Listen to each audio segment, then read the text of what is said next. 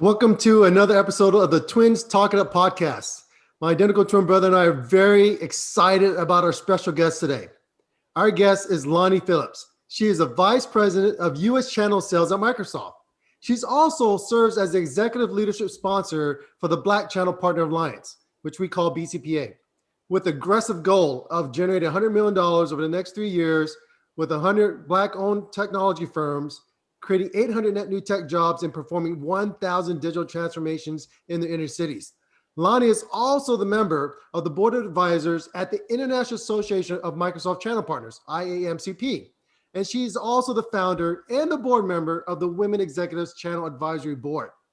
Lani, you do so many things, so many amazing things. I don't even know how you have time to breathe. But Lani, welcome to the Twins Talk It Up podcast. Thank you so much for having me. I'm really looking forward to our conversation today. Once again, through our show, at times you hear David or myself speaking. And when we speak, we'll say, this is Dani or this is David, because as identical twins, sometimes we do sound alike. But if you do forget who said what, listen to what has been said. And if it sounds very eloquent and polished, you know it's Dani. As we get started, Lani, you've had an amazing career in technology. In fact, you began your career in technology as a systems engineer.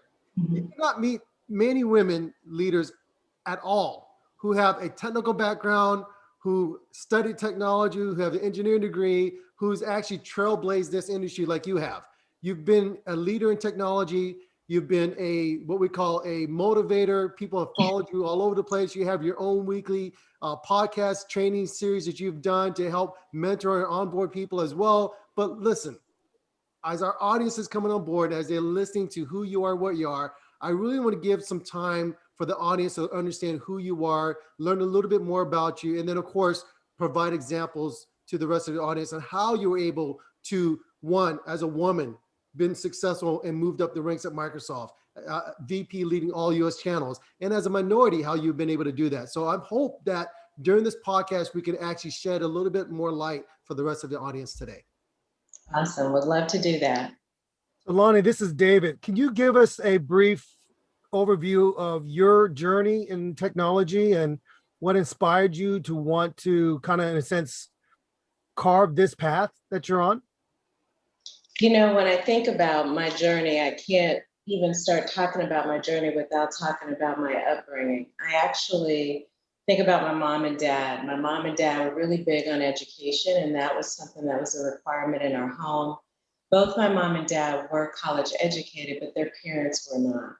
And my mother even went on to get an advanced degree, a master's in education. So I want you to know, if you really look at who I am and what I'm about, it's because I had parents who really invested in us and made that a requirement that we make our studies most important over everything. So I would say that I was one of those kids that, much like most of the kids, I really didn't know what I wanted to be when I grew up. I happened to have an appreciation for math and science. However, it was still one of those things that really required me to buckle down.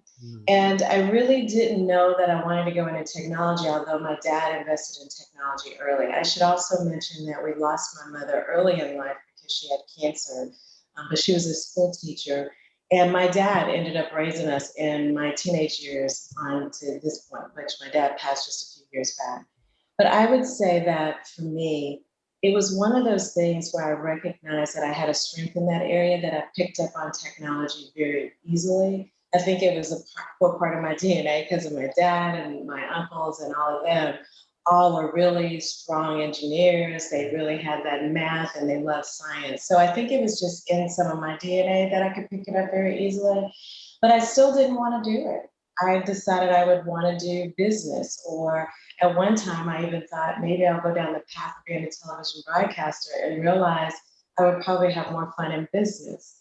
So I would just tell you, in order for me to have climbed the ranks that I have, I think some of it has just been through, hey, an opportunity was brought to me. I pursued the opportunity. I went in there to seek to understand first, to figure out how I can make a difference, and to always just maintain that learning mindset where I always said, hey, what am I going to learn? And it was always important to me everywhere I went that I learned something, that I could contribute something, and that I can make a difference. And I use that to continue to build my network, to build my brand, and then net new opportunities were brought to me. And I was able to move from, inside Microsoft, I did systems engineer, then went into sales because they were having more fun, and decided I love technology, but I really deeply understand what our customers are going through. I know some of the challenges they're having, and I want to be a part of helping them solve their business problems. So I did transition over, and the rest is kind of history. I just kind of put my eye on something, do it for a while, try to make a difference, learn something. And that's kind of how my mantra has been as I've transcended from one role to the next. That's wonderful, Lonnie. I appreciate you sharing that. And it's so apparent that you're not afraid to go after something that perhaps could be a challenge for others to tackle. So, what is it like being in your space as a woman, as a minority, and really pushing the envelope there at Microsoft? And it's great to be able to see that Microsoft as a corporate culture is really more focused on bringing in talent, ideas over anything else. But what has it been like from your perspective, being a minority and being a woman, to really change that? But early on, it was lonely because there just wasn't many of us. And when we did identify a couple of people that looked like us, no matter where they were in the company, we would latch on to each other and we would create community so that we could support one another. And I think of in the early days when I was more technical, there were two other women that looked like me. One lived in Chicago and one lived in Denver, and they're still my really great friends today. And neither one of them worked for Microsoft. That's how close we've been over the years. I would say as time has gone on and we've increased the number of women, minority women coming into the space, I don't see anything really different other than the fact we've tried to create community faster. Some of us are better at it than others, but it is something that I do value, and I really want to make sure that I stay connected. I would tell you that we still have some of the same struggles though. Some of the things you hear in the marketplace around the challenges that face us as minority women, being sized up soon as before you even open your mouth, automatically assuming you're not the one in charge, it's someone else in charge. These are all stories that I'm sure people could speak to. So I just think one of the things that I had to commit myself to, because I just didn't want to always walk around with a chip on my shoulder or to be bitter, is to worry less about what people think about me and to really be more intentional around how I show up and what I want to contribute and the difference I want to make in the lives of people. And since I shifted that energy, I worry less about what others' perceptions are of me, unless there's something negative taking place, which, knock on wood, I haven't experienced in a very long time. But since I've really shifted my energy to something more positive, I really haven't had all of that anxiety and frustration that some might feel, because I'm not analyzing every situation. I'm more focused on what I want to bring to every engagement. Does that make sense? Yep, it does. And I love that. And the truth of the matter is when you're in your element and you're confident in yourself, you're not going to be concerned with whatever everybody else is thinking. And that's really a true testament to your resolve to be the best person that you could be as a leader and as an example for so many others. Now, Lani, you talk about branding, and not just with the work you're doing at Microsoft, you're really known throughout many, many circles. As a matter of fact, I first met you through Dan and the BCPA, and you were really head front in the beginning and saying, look, we're going to support this. Microsoft got behind it. So can you tell me about why you're so passionate about Black growth initiatives in the tech space? Well, all you gotta do is look around. I work with partners around the world, and I have sat in a many meetings, and I've been the only person of color, let alone how many I've been in, and I've been the only woman. So when you look at both of those stats, it's alarming. And for me, when I think about that area where I say I really want to make a difference, I think about the fact that I can't leave the world. I'm going to leave soon. I don't want to leave it in its current state. I want to leave it in a much better place. And I don't want the generation that's coming behind us to say, are you kidding me? We settled for this. So I just think it's so important to diversify and to make sure that we make it easy for other minority companies to be a part of our partner ecosystem. And we know sometimes it's difficult to navigate. So what are we going to do to build community and help them navigate these spaces to help them be successful in our partner ecosystem? That's why it's important. A lot of people have other family members and friends that are kind of giving them that secret handshake, telling them what they need to do to help their businesses grow. But in our community, it's not happening because there's not many people that have walked in these shoes before. So it is so important that we build community around the ones that are very successful, that they're giving back. What I'm so excited about is the number of people that are not in that community that are raising their hands saying, I want to help. Tell me, what can I do to help make this successful? And I know a lot of it has just been because they have a relationship with me, or they're just trying to really lean in light of everything that's happened around social justice, and they want to be a part of making the world a better place as well. Whatever it is, whatever their cause is, I think we all need to lean in and just make sure that we create a more diverse and fair playing field for all. Exactly. I love that. This is Dani, by the way. I want to expound upon that just a little bit more because similar as your upbringing as well as mine, I have an engineering degree, and I just got to a part where I was really good at taking very complex technical terminology and simplifying it in a business sense. And that allowed me to cross over to sales. But as you talked about this community, building up the community, can you tell us a little bit more about allies that may not look like us, but can contribute to help build out our community a little bit better? Because I believe that in order for us to get to that next level, not only do we have to help each other out, but we also need some good allies as well to help us. Can you expound upon that a little bit? Absolutely. We all are going to need allies. I mean, the truth of the matter is, when you look at the number of partners we have in our ecosystem today, which we have hundreds of thousands, most of those CEOs are not minority at all. They're white men. And those white men today, I've been really surprised at the number of them that have raised their hand and have asked, Lani, how do I get in touch with BCPA, the Black Channel Partner Alliance? How do I get in touch with them? I'd love to figure out how I can help. And I think of the first one that I think about is Greg Henson. With Henson Group, he reached out and said, hey, Lani, I want to help. And I was just like, wow. I mean, and I've just been really surprised at the number of people that are just raising their hand, just saying, hey, I've been successful out here. What can I share with them in that community and help? So that's an example of an ally. Or maybe you can use them as mentors and coaches as you run into different challenges, asking them, hey, who are some of your resources and connects you have inside of Microsoft that can help me remove some obstacles to help my company be successful? So I just think we just have to lean on one another. But that's an example of allyship. It's just someone who's there to contribute as much as they're there to learn. Lani, this is David. I love how you made that point that we've got to be able to work together and realize that there are other people out here that want what our goals are as well. And they have the very same drive to want to make sure that the playing field is more at level and that we are recognizing talent more than anything else.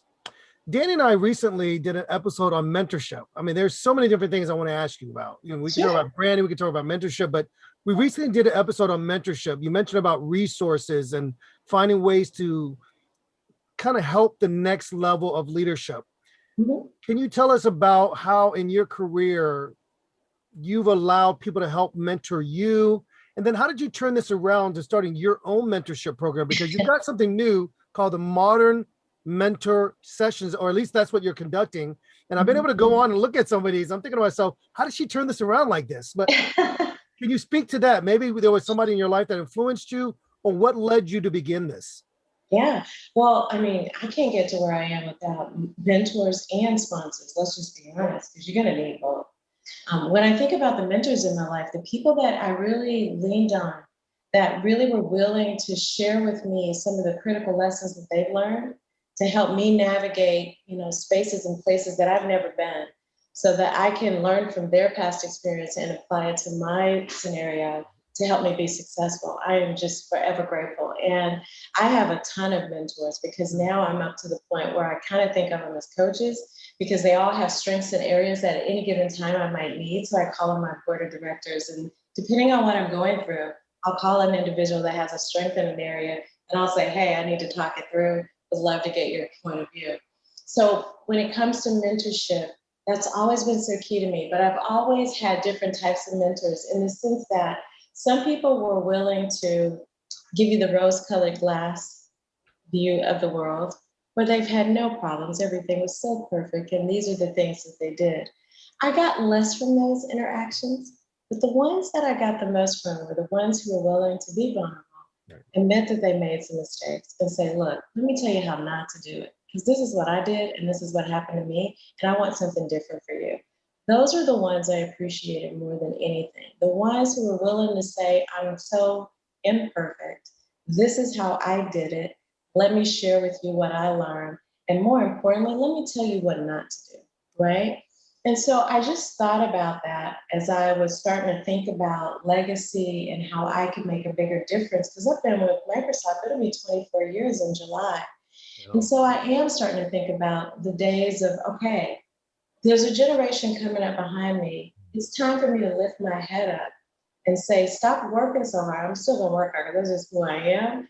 But think about ways that you can give back to others. And I knew the one thing I could do, because a lot of people were wanting to get on my calendar and I was just running out of space. It was, I could give them the experience. And I do enjoy mentoring one-on-one because the one thing people have always said is there's a connection that we establish one-on-one when we talk, because I make it all about my mentee. And I was trying to figure out how could I translate that in a one-to-many. And I was also dealing with the fact that, we live in a more modern world. Everybody wants to do it live, and I was not comfortable doing it live. And so I had a heart to serve, I had a heart to mentor, and I knew I wanted to give back in that way. But I had to find a more modern way of doing it.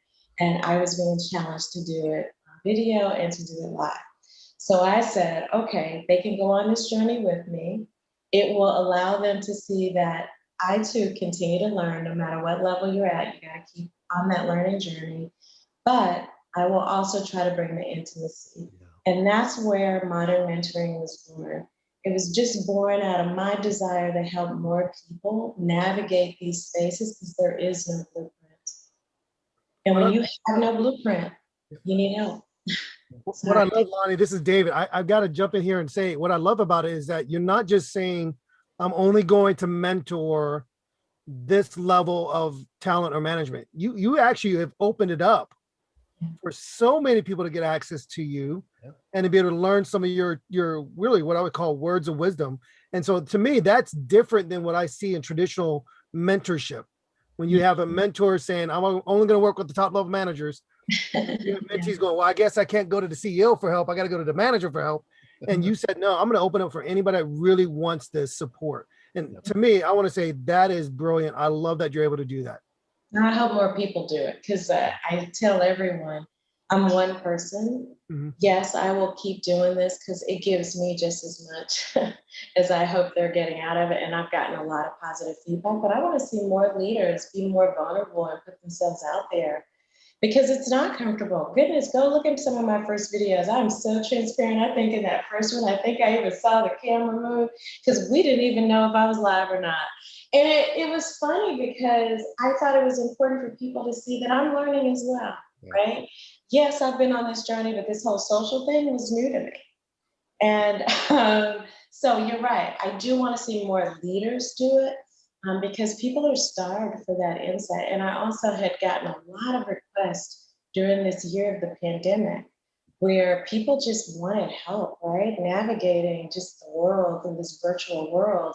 And so I just kept saying, you know what, I gotta do it. And it just kept sitting on my heart and I finally followed through. I have one tonight, man. This is Dani. And I would tell you, I'm one of those individuals. It's like, look, I got to get on Lani's schedule. I want to get some mentorship as well. What it takes in order to move up. And I know that your desire to want to help many people. You had actually did a session, the modern mentoring session called Leading with Authority. And you provided this great quote that I really appreciate. You said, you can lead and influence others despite having no formal authority. I Mhm. thought that was quite profound because at times we think if I don't have the C-level title, if I'm not a VP, there's nothing that I can do. And you had did this session specifically letting everyone know that you can be a leader, you can be an influencer, you can help influence other people. You don't have to have that VP title. Can you tell the audience a little bit more about how they can lead and how they can influence despite not having that specific title? Absolutely. Let's just be honest.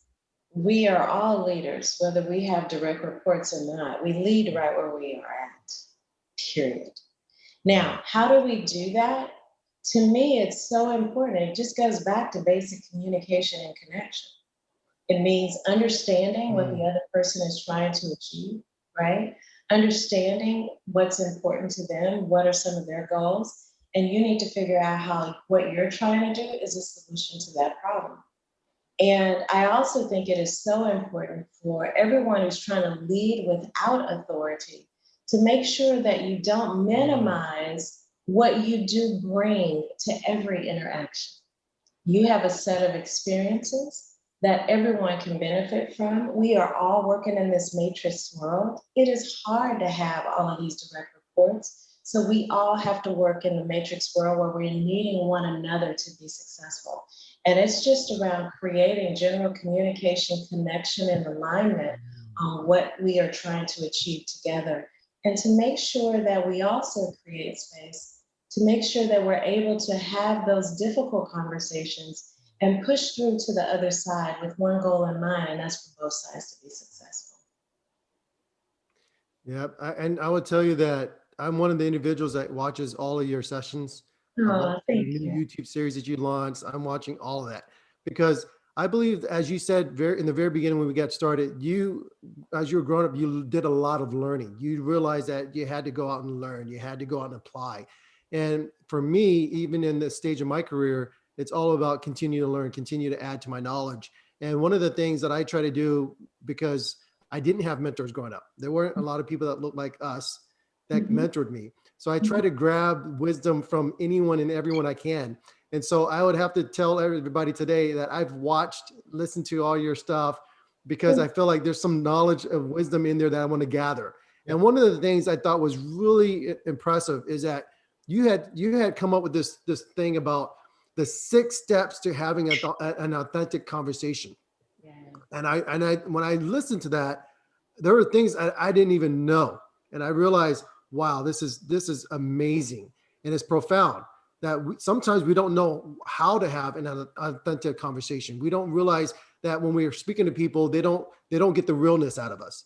And you had talked a little bit about that. I know we don't have a full hour and a half extra to add to our podcast today, but if you can just shed just a little bit and tell a little bit about what are these 6 steps and how did you come up with this 6 steps to have an authentic conversation? Because I know our audience wants to know a little bit about it.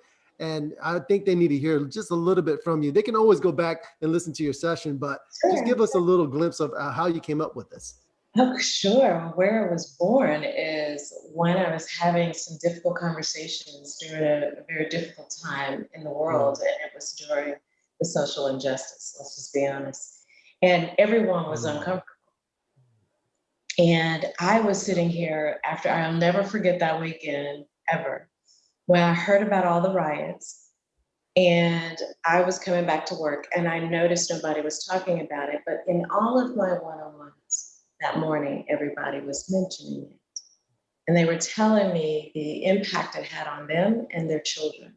Mm, What really struck me was the impact it was having on the children wow. because they were feeling like, are you kidding me? Are we stepping back in time? You know, why would we be doing all of this?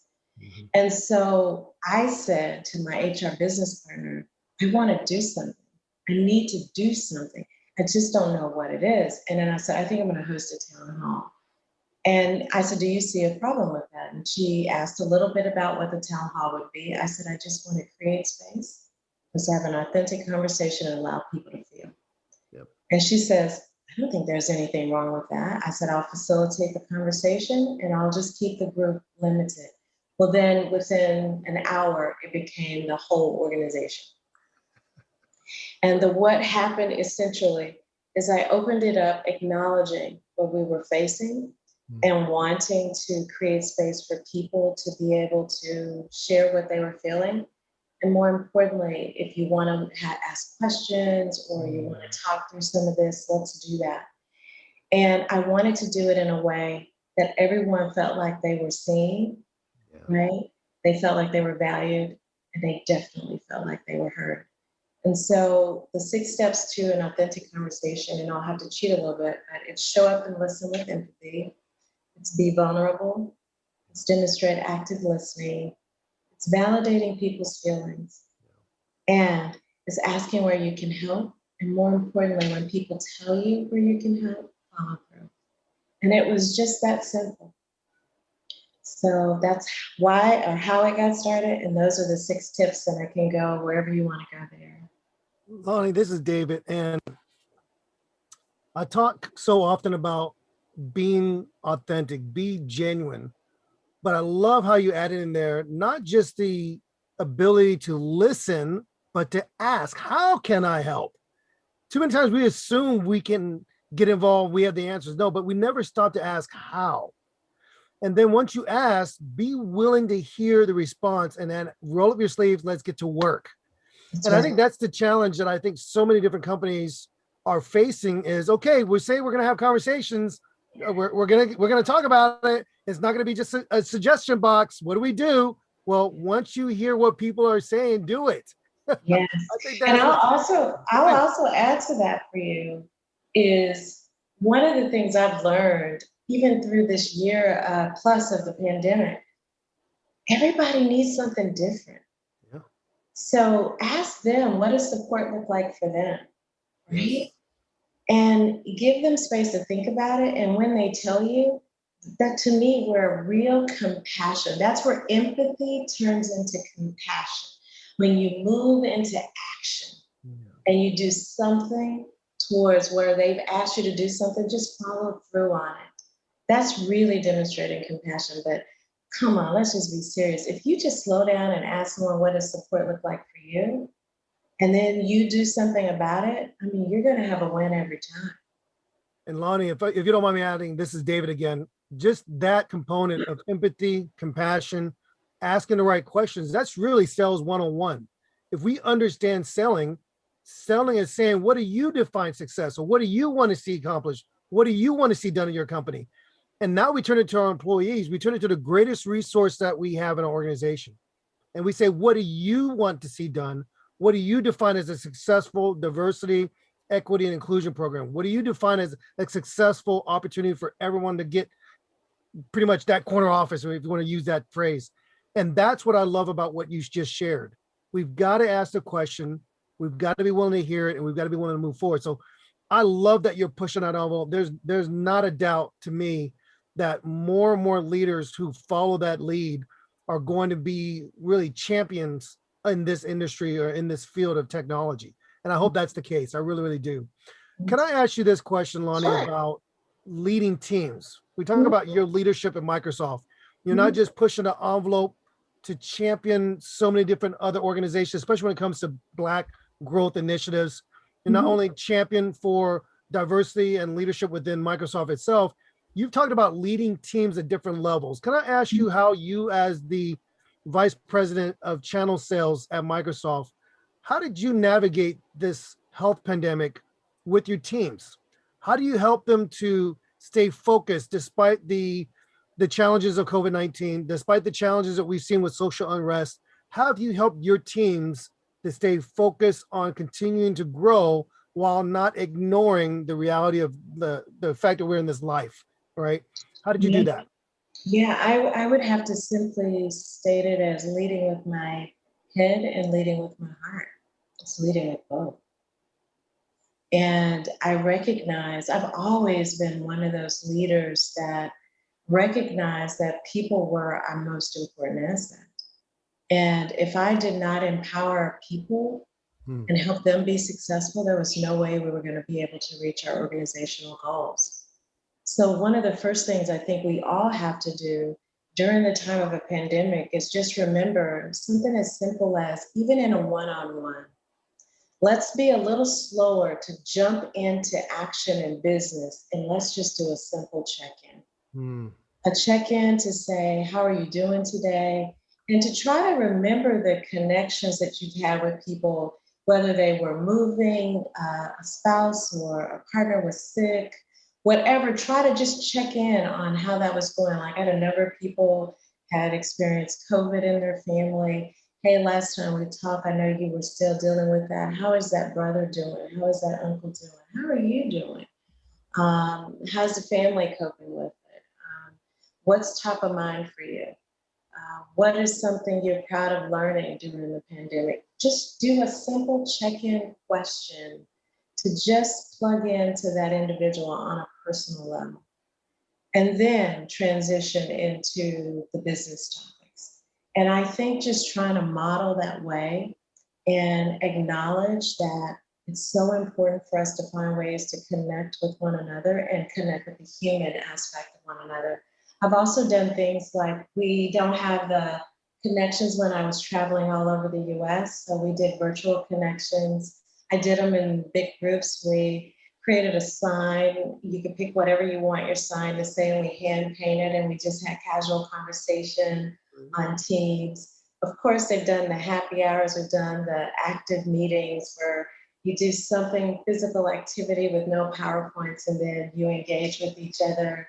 And then we just try to use video more. And we try to make the meeting shorter. We also built in my org, I did quarterly gifts.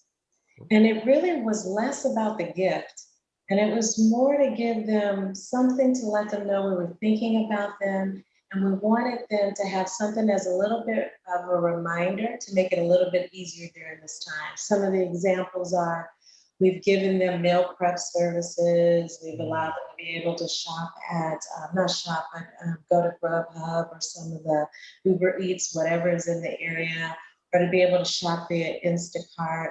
Make life just a little bit easier for them. But we gave them options because everybody needed something a little bit different. But we try to do that on a quarterly basis because we didn't have the big events that we applied morale money to. So it was just little deposits along the way. And we just got our survey back where our people get to vote on how we did over the past year. And I was so excited. And I tell you, my heart really did smile really big when people started commenting, saying that we could tell we mattered during what was a very difficult time for most people. This is Dani, and Dave's been hogging the spotlight for a while. So Dani has some questions to ask. Sure. So dear. I was like, man, I would say I have questions to ask. Dave's been hogging the spotlight, but I'm really, I would have to say, I feel impacted by what you just stated. A lot of times we have leaders in our life and we don't know if they really sincerely care about us. We don't know if we matter to them, if we're just a number. And how you had stated that you would ask them questions about their personal life. How are you doing? How are things going? Then talk about business later. If I was one of your employees, I would run through a brick wall anytime, any day of the week when you ask me. That's just how I wished growing up, and I wish I was in my corporate career, I felt that same passion from my leaders, that I was a person they cared about. And at times I was part of the whole GT Bell Atlantic acquisition where half my department was let go. And for some reason I was kept around. And I was a part of a transition where my organization became bigger in LA when we were part of the telecom communications company. And I had to let go of 3/4 of my department. I had to fire people in my department and give them their slip. I would tell you that there's nothing comfortable about that. And the only thing that made me feel good is that I knew every single one of the employees I had to let go. I knew their family members. I knew their children. I knew the children's name. And the fact that even to this day now, we still stay in touch. And I know that each and every one of them felt this closeness with me, that they worked even harder up to the last day. They didn't just say, you know what, I know I'm going to be let go at the end of the month. I'm going to get 6 months severance or 1 year severance, depending on their title in the organization. I'm done. I'm not working anymore. These individuals worked all the way up until the very end and even went above and beyond. So I know that your employees during this whole time of COVID, because you made them feel special, because you allowed them to pick the type of reward or whatever is going to be best for them, suited for them, that they're willing to do whatever it takes to go above and beyond whatever you ask them to do. So I would have to say thank you for that. That is a great example of being a fantastic leader. So thank you very much for that. My question that I want to ask just further along, as we start to see that Microsoft and other organizations are starting to look at possibly bringing people back to the office, how is that transition with you and your team? Are you giving people that opportunity to move back, telling them to go 50-50? What does that transition look like? And are you concerned, or do you feel optimistic that productivity will continue to stay the same or even better now that people are starting to make that transition back to the office? Well, since I have employees all over the US, we know everyone has different stages of where they are in terms of the readiness to go back to work. I think we're going to be living in a hybrid world for a while. I'm really fortunate because I am in sales and I have been in the field for all of that career. So I've always been virtual and my teams have always been virtual, and we will continue in that fashion. I'll say the one thing that I am grateful that we learned, and definitely some of my peers and senior leaders have learned, is how to be more effective communicating virtually. So to answer your question, I don't worry about being in a virtual environment because it's all I know. But I recognize people are wanting to get out the house and they want to go back to the office. And we want to give them flexibility. So we'll maintain a hybrid workforce, but we're going to still maintain some of those valued principles we've developed with how we leverage technology to communicate. And we need to create a great experience for those that are virtual as well as those that we're in the room with. And we cannot forget some of those principles that we've learned during this difficult time. Lani, this is Dave, and I don't mind hogging the spotlight because it's not often that I get around a couple of tech thought leaders and feel like I can have a conversation. So I want to ask this though, because people may not know this about you, with besides all the other projects, volunteering, all the things that you're involved with.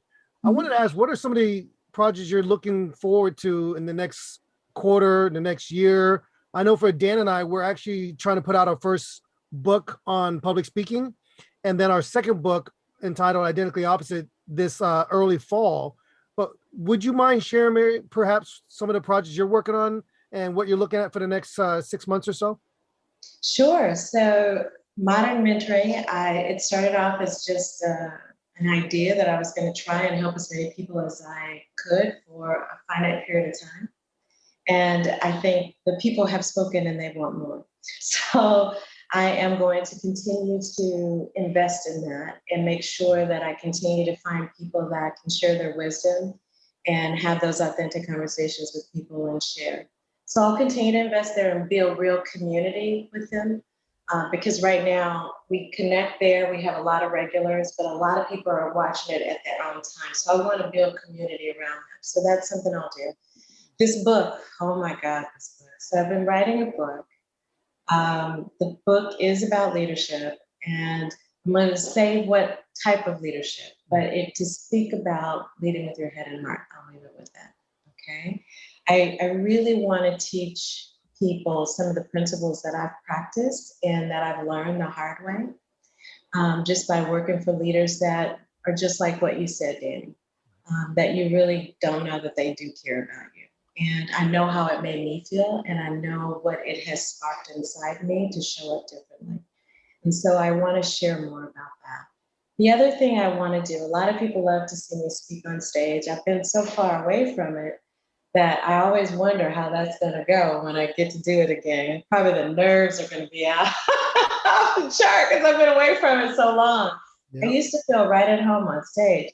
So I've decided, and I've been asked to do some type of TEDx Talk. So that is going to be something that I hold myself accountable to, because I think I'll be able to reach more people, share some ideas there. But for me, it really is trying to make a difference in the world. And I really want to impact the next generation of leaders that we have growing up in business.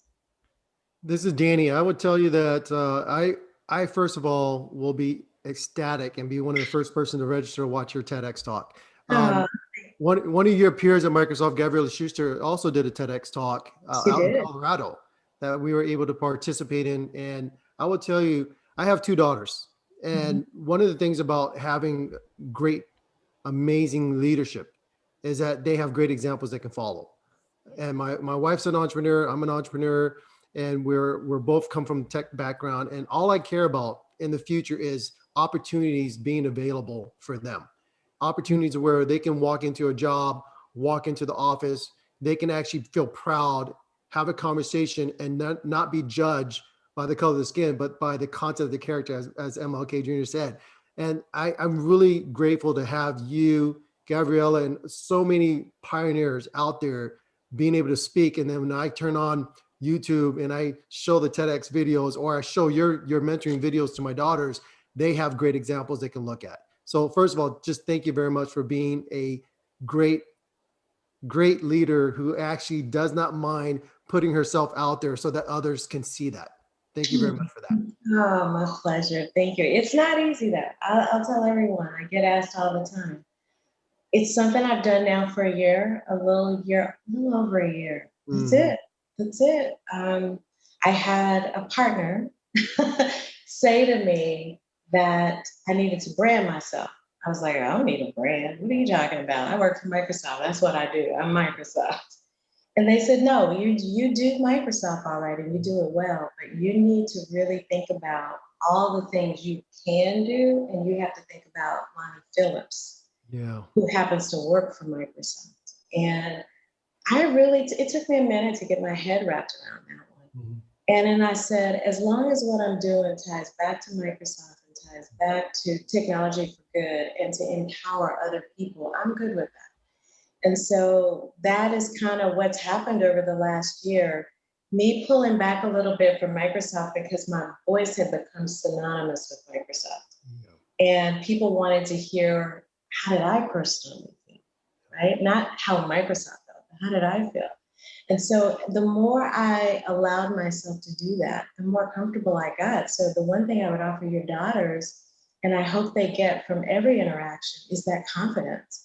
Yes. Because unfortunately for little girls, it's the one thing that they have a difficult time getting their arms around. It's confidence in themselves because they're too busy comparing themselves to everybody else. Yeah.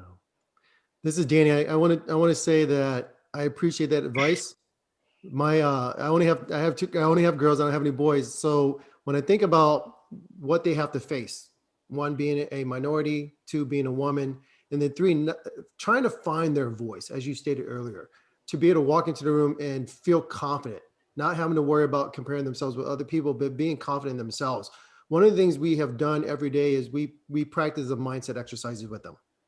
And they get to the point where they're just tired of it. Daddy, why do I have to say this every day? I was like, look, you say this because you need to believe it and you need to feel it. When you walk out the door, nothing can actually deter you from it. And so we do these mindset exercises every single day, just so they don't forget. And one of the things I'm very grateful for, you are doing so much work out there. IAMCP, the International Association of Microsoft Channel Partners, Microsoft has stated over and over again why channel partners are crucial to their success. The Black Channel Partner Alliance, you're on that. You're the leadership executive for that as well. There's so many things that you've done out there that's Microsoft based. And then the non-Microsoft based is just giving back, helping to mentor people through your modern mentoring sessions, making sure that, look, I don't have the ability to do one-on-ones with the hundreds of people who are requesting my time. So what I'm going to do is I'm going to give one to many. And then as people are coming on board, I'm going to acknowledge them. I remember when you did one of your first sessions, as people were logging in, you would say, hey, welcome to XYZ individual from Atlanta. Hey, welcome here. How are you doing? Thank you for showing up again. You would actually acknowledge people that are coming on. That allowed them to feel like, wow, she cares about me. She saw that I logged in, that I'm special. And you would address the questions they would have. I think that has a greater impact, in my personal opinion, because it doesn't matter their title. They don't have to be a director. They don't have to be a direct report to you, but yet they're getting access to knowledge and wisdom that you're providing. I don't know how you continue to find time with all that. How do you do that? Do you not sleep? Give us how are you doing all of these sessions? Now COVID is starting to get it where people can go on stage, they can go to live events. You're more and more your time is going to be pulled. How do you find time to do all of this? Because I just want to know, how does Lani find time in her very busy schedule to continue to help give back? That's just fantastic. How do you do that? I appreciate you saying that. You know, it's really simple. We make time for the things we care about. We find time. Now, I've had those moments where I've just been like, you know what, like I haven't been doing a modern mentoring. I think we're going on 4 weeks, right? The reason why is because we were going to buy another home and I needed to get over there and we needed to get the home. We needed to get settled in. I wasn't going to have anything at the house. I still don't have a ton. I'm in an empty office other than this desk and chair. But I needed time to do that so that I could create a space for me just to relax and my family could relax because we work hard every single day. And then I needed a space to have as a refuge, right? And so I just have to say, all right, give me this break. And then when I come back, I'm all in. So I just tell you, it's that simple. We make time for the things we care about. And I agree. I totally agree with you on that. And good luck with filling up your new place. I look forward to it. Before we close off, I want to have you give the audience a little bit more insight on your book. And the reason why I want to talk a little bit more about that, I feel that your modern mentoring sessions is ability for you to give a piece of yourself, your wisdom, your experience, what you went through, and some leadership principles to the masses. And I'm looking forward to your TEDx talk. As I said, I want my daughters to be able to watch your TEDx talks, to be able to say, look, honey, you see that amazing woman on the stage right there speaking? That could be you. And I want them to be able to see that. Also, your book, I'm hoping that your book can also give a little bit more of you to the rest of the audience. So I want you to share just a little bit. Give us a little bit more about that book, please. So it's about modern leadership. I'll just tell you. It's about modern leadership. It's not our old school leadership anymore. That's going to help us be successful. In this diverse world that we're in now, you're going to have to learn how to lead with your head and your heart. And I actually have 15 attributes that I'll be introducing to everyone that really demonstrates what it means to be a modern leader. And that is what the book is about. Awesome. Can't wait to read it myself.